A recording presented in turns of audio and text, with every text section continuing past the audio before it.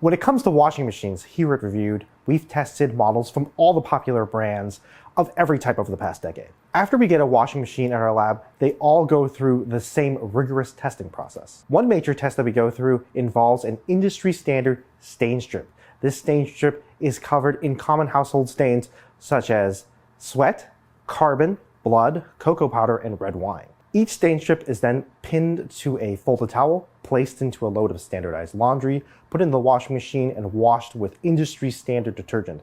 After the cycle is completed, we take the stain strip out and then scan it with a photospectrometer, and that allows us to calculate how much of each stain has been lifted. To test how much force your laundry goes through, we use a mechanical accent strip.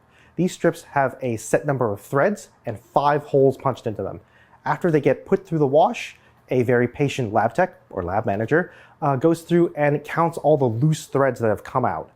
And that is a way to calculate how rough a washer is on your clothes. We also calculate how much water each washing machine uses, how much power they use, and also calculate the temperature of the water in each cycle. Finally, to cap off our testing, we just use the washing machine and take notes on how we think different demographics of people would fare with the machine. Every washing machine is unique, but we put them all through the same testing to make sure you're buying the right one for you.